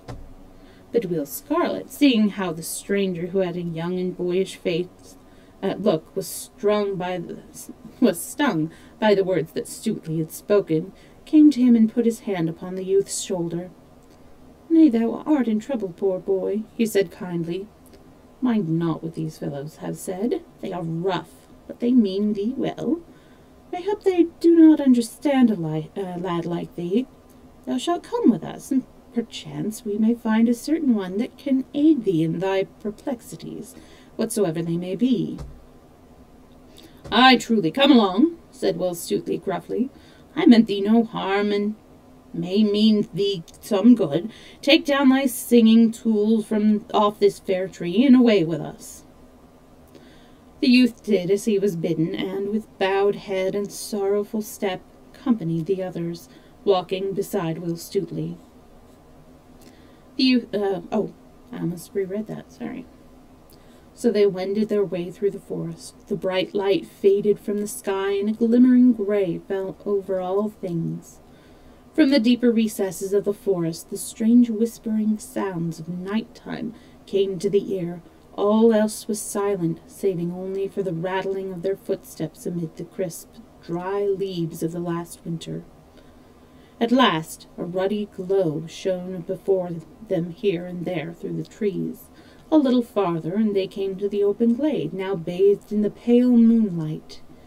In the center of the open crackled a great fire, throwing a red glow on all around. At the fire were roasting juicy steaks of venison, pheasant, capons, and fresh fish from the river. All the air was filled with the sweet smell of good things cooking. The little band made its way across the glade, many yeomen turning with curious looks and gazing after them, but none speaking or questioning them. So, with Will Scarlet upon one side and Will Stutely on the other, the stranger came to where Robin Hood sat on the seat of moss underneath the greenwood tree, with Little John standing beside him. "Good even, fair friend," said Robin Hood, rising as the others drew near. "And hast thou come to feast with me this day?" "Alas, I know not," said the lad, looking around him with dazed eyes, for he was bewildered with all that he saw. "Truly, I know not whether I be in a dream," said he to himself in a low voice. "Nay, marry," quoth Robin, laughing, "thou art awake, as thou wilt presently find, for a fine feast is a-cooking for thee. Thou art our honoured guest this day." Still the young stranger looked about him, as though in a dream. Presently he turned to Robin. "Methinks," said he, "I know now where I am and what hath befallen me. Art not thou the great Robin Hood?" "Thou hast hit the bull's-eye," quoth Robin, clapping him upon the shoulder. "Men hereabouts do call me by that name. Sin thou knowest me, thou knowest also that he who feasteth with me must pay his reckoning. I trust thou hast a full purse with thee, fair stranger." "Alas," said the stranger, "I have no purse nor no money either, saving only the half of a sixpence the other half of which mine own dear love doth carry on her bosom, hung about her neck in a strand of silken thread." At this speech a great shout of laughter went up from those around, whereat the poor boy looked as though he would die of shame. But Robin Hood turned sharply to Will Stutely. "Why, how now," quoth he, "is this the guest that thou hast brought us to fill our purse? Methinks thou hast brought but a lean cock to the market." Nay, good master," answered Will Stutely, grinning. "He is no guest of mine. It was Will Scarlet who brought him hither. Nevertheless, as thou mayst remember certain talk this morning of duty and what not, being better than a penny plucked from the dust, methinks here is a fine chance for practising charity." Then he spoke to Will Scarlet, and told how they had found the lad in a sorrow, and how he had brought him to Robin, thinking that he might perchance aid him in his trouble. Then Robin Hood turned to the youth, and placing his hand upon the other's shoulder, held him off at arm's length, scanning his face closely. "A young face," quoth he in a low voice, half to himself. "A kind face, a good face. 'Tis like a maiden's for purity, and withal the fairest that e'er my eyes did see. But if I may judge fairly by thy looks, grief cometh to young as well as to old." At these words, spoken so kindly, the poor lad's eyes brimmed with tears. "Nay, nay," said Robin hastily. "Cheer up, lad. I warrant thy case is not so bad that it cannot be mended. What may be thy name?" "Allan a Dale is my name, good master." "Allan a Dale," repeated Robin, musing. "Allan a Dale. It doth seem to me that the name is not altogether strange to mine ears. Yea, surely thou art the minstrel of whom we have been hearing lately, whose voice so charmeth all men. Dost thou not come from the Dale of Rotherstream, over beyond Stavely?" "Yea, truly," answered Allan. "I too come thence." "How old art thou, Allan?" said Robin. "I am but 20 years of age."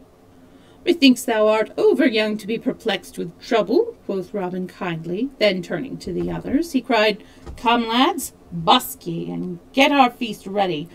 Only thou, Will Scarlet, and thou, Little John, stay here with me." Then, when the others had gone, each man about his business, Robin turned once more to the youth. "Now, lad," said he, tell us thy troubles, and speak freely. A flow of words doth ever ease the heart of sorrows. It is like opening the waste weir when the mill dam is overfull. Come, sit thou here beside me, and speak at thine ease. Then straightway the youth told the 3 yeomen all that was in his heart, at first in broken words and phrases, then freely and with greater ease than he saw that all listened closely to what he said. So he told them how he had come from York to the sweet vale of Rother, travelling the country through as a minstrel, stopping now at castle, now at hall, and now at farmhouse, how he had spent one sweet evening in a certain broad, low farmhouse, where he sang before a stout franklin and a maiden as pure and lovely as the first snowdrop of spring, how he had played and sung to her, and how sweet Ellen of the Dale had listened to him and had loved him. Then in a low, sweet voice, scarcely louder than a whisper, he told how he had watched for her and met her now and then when she went abroad, but was all too afraid in her sweet presence to speak to her, until at last, beside the banks of Rother, he had spoken of his love, and she had whispered that which had made his heartstrings quiver for joy. Then they broke a sixpence between them, and vowed to be true to one another forever. Next he told how her father had discovered what was a-doing, and had taken her away from him, so that he never saw her again, and his heart was sometimes like to break. How this morn, only 1 short month and a half from the time that he had seen her last, He had heard, and knew it to be so, that she was to marry old Sir Stephen of Trent 2 days hence, for Ellen's father thought it would be a grand thing to have his daughter marry so high, albeit she wished it not. Nor was it wonder that a knight should wish to marry his own sweet love, who was the most beautiful maiden in all the world. To all this the yeomen listened in silence, the clatter of many voices, jesting and laughing, sounding around them, and the red light of the fire shining on their faces and in their eyes. So simple were the poor boy's words, and so steep with sorrow, that even Little John felt a certain naughty lump rise in his throat. "I wonder not," said Robin, after a moment's silence, "that thy true love loved thee, for thou hast truly a silver cross beneath thy tongue, even like good Saint Francis, that could charm the birds of the air by this speech." "By the breath of my body," burst forth Little John, seeking to cover his feelings with angry word, "I have a great part of a mind to go straight away and cudgel the nasty life out of the body of that same vile Sir Stephen. Marry, come up, say I. What a plague!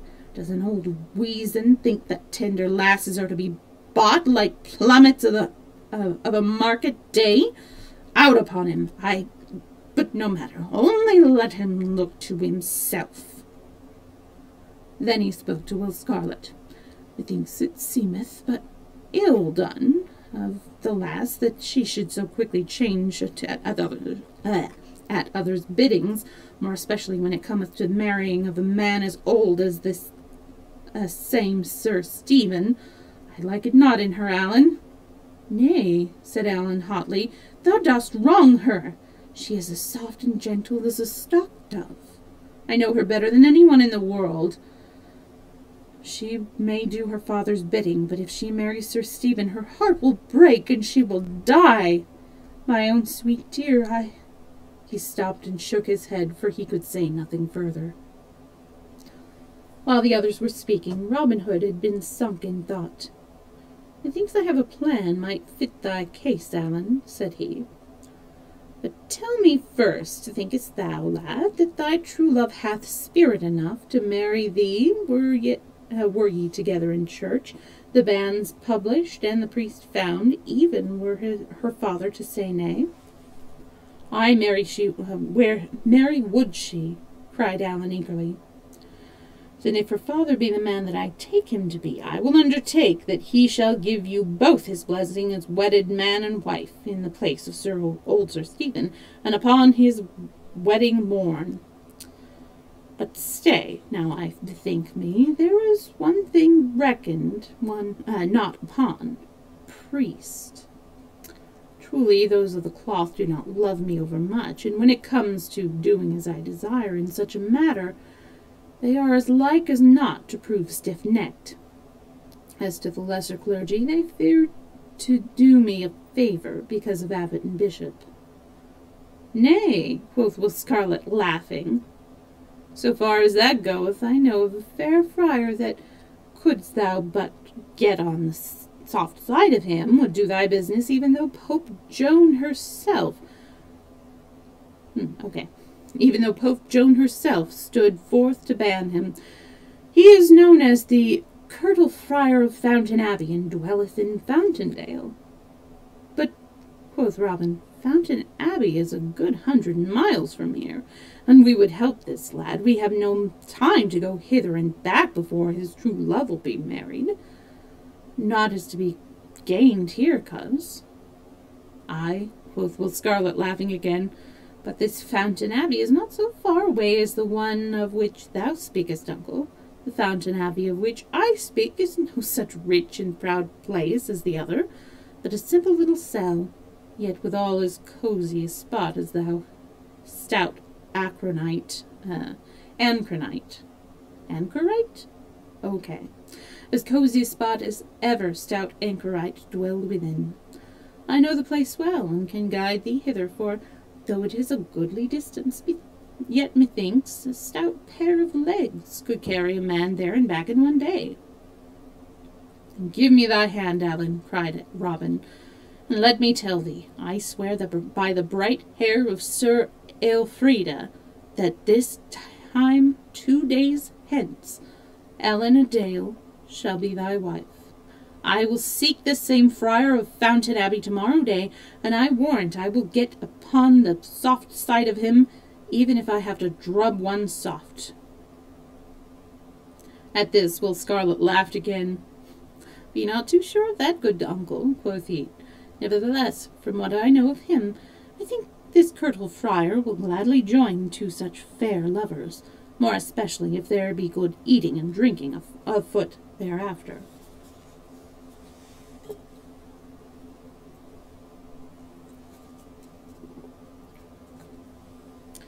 But now one of the band came to say that the feast was spread upon the grass.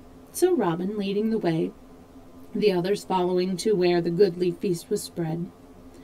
Merry was the meal. Jest and story passed freely, and all laughed until the forest rang again. Alan laughed with the rest, for his cheeks were flushed with the hope that Robin Hood had given him. At last the feast was done, and Robin Hood turned to Alan, who sat beside him. Now, Alan, quoth he, so much has been said of thy singing, that we would fain have a taste of thy skill ourselves. Canst thou not give us something? Surely, answered Alan readily, for he was no third-rate songster, but must be asked again and again. But said yes or no at the first bidding. So, taking up his harp, he ran his fingers lightly over the sweetly sounding strings, and all was hushed about the cloth. Then, backing his voice with sweet music on his harp, he sang May Ellen's Wedding, giving an account of how she was beloved by a fairy prince who took her to his own home. Oh, thank you so much for the host, Lynette. We are drawing to a close, but we still have about 6 pages left. How are you doing today?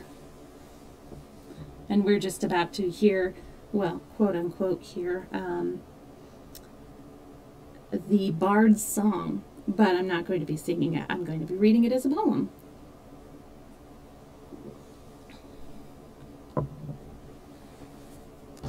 May Ellen's Wedding. May Ellen sat beneath a thorn, and in a shower around the blossoms fell at every breeze like snow upon the ground, and in a lime tree near was heard the sweet song of a strange wild bird. Oh, sweet, sweet, sweet, a piercing sweet, a lingering sweet the strain. May Ellen's heart within her breast stood still with blissful pain, and so with the listening upturned face she sat as dead in that fair place. Come down from out of the blossoms, bird, come down from out of the tree, and on my heart I'll let thee lie and love thee tenderly. Thus cried May Ellen, soft and low, from where the hawthorn shed its snow. Down dropped the bird on quivering wing from out the blossoming tree, and nestled in her snowy breast, my love, cried she. Then straightway home, mid sun and flower, she bare him to her own sweet bower. The day hath passed to mellow night, the moon floats o'er the lea, and in its solemn pallid light a youth stands silently, a youth of beauty strange and rare, within May Ellen's bower there. He stood where o'er the pavement cold the glimmering moonbeams lay. May Ellen gazed with eyes May Ellen gazed with wide scared eyes, nor could she turn away, for as in mystic dreams we see a spirit, stood he silently. All in a low and breathless voice, whence comest thou? Said she. Thou art the creature of a dream or a vision that I see. Then soft spake he, as night winds shiver through straining reeds beside the river. I came, a bird on feathered wings, from distant fairyland, where murmuring waters softly sing upon the golden strand, where sweet trees are forever green, and there my mother is the queen. No more May Ellen leaves her bower to grace the blossoms fair, But in the hushed and midnight hour they hear her talking there, or when the moon is shining white, they hear her singing through the night. "O don thy silks and jewels fine," Maelon's mother said, "for hither comes the Lord of Line, and thou his lord must wed." Maelon said, "It may not be, he ne'er shall find his wife in me." Up spoke her brother, dark and grim. "Now by the bright blue moon, e'en yet a day hath gone for him, thy wicked bird shall die." Oh, hang on. I misspoke that last part, sorry. Up spoke her brother, dark and grim. "Now by the bright blue sky." Okay, there we go. "E'en yet a day hath gone for him, thy wicked bird shall die, for he hath wrought thee bitter harm, by some strange art of cunning charm." Then with a sad and mournful song away the bird did fly, and o'er the castle eaves and through the grey and windy sky. "Come forth!" then cried the brother grim, "why dost thou gaze so after him?" "It is Maelon's wedding day, the sky is blue and fair, and many a lord and lady gay in church are gathered there. The bridegroom was Sir Hugh the Bold, all clad in silk and cloth of gold. In came the bride in samite white, with a white wreath on her head. Her eyes were fixed with a glossy look, her face was as the dead. And when she stood among the throng, she sang a wild and wondrous song.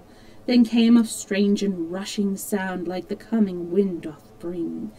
And in the open window shot 9 swans on whistling wing, and high above the heads they flew, in gleaming flight the darkness through.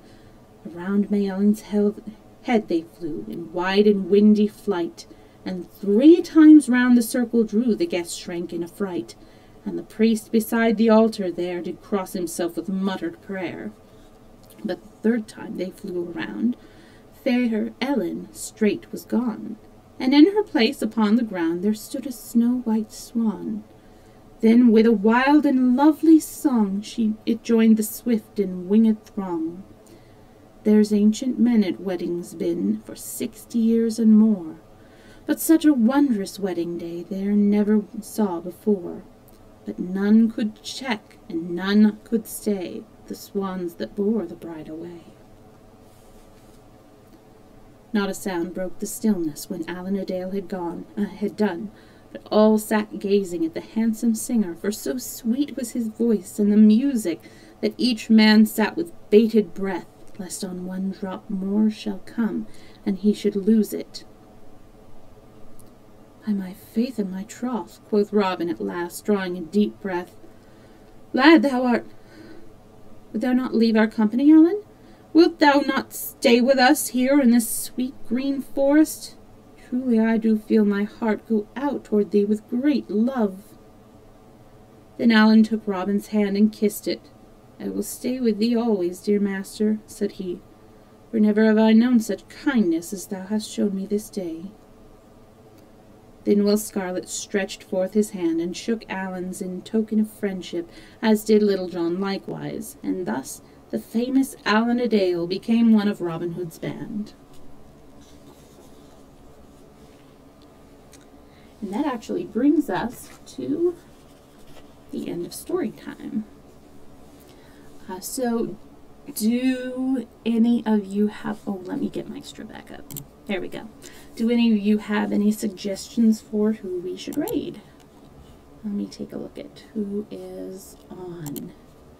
I think UK is still streaming, so we may raid her. It's always fun to raid her. And then I saw that our new friend is streaming as well. Let's see. Yeah. Either UK or Honey Crossing. Yeah, let's go ahead and do UK. Okay, I think that's a fabulous place to raid Corral. That actually sounds really good. Nap would be fabulous. Alright, so raid. Thank you so much for hanging out with me and for listening to me. Let's get my raid message ready.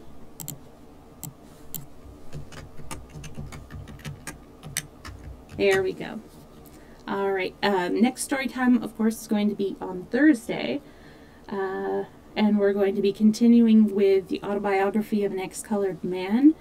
And I need to remember to put up a poll on what we should do next, because upcoming is Women's History Month, and I wanted to do, I was going to do Nellie Bly, and I may still, but I figured that I would let everybody have a chance to put in their 2 cents, so we could do Nellie Bly, Wilkie Collins, she does like spooky stuff, Agatha Christie, of course, and who was the 4th? Mary Shelley, but the book I have is enormous, so, you know, that would take us months. But still, you know, you never know. Anyways, I will see you guys later. Have a wonderful rest of your day. Bye.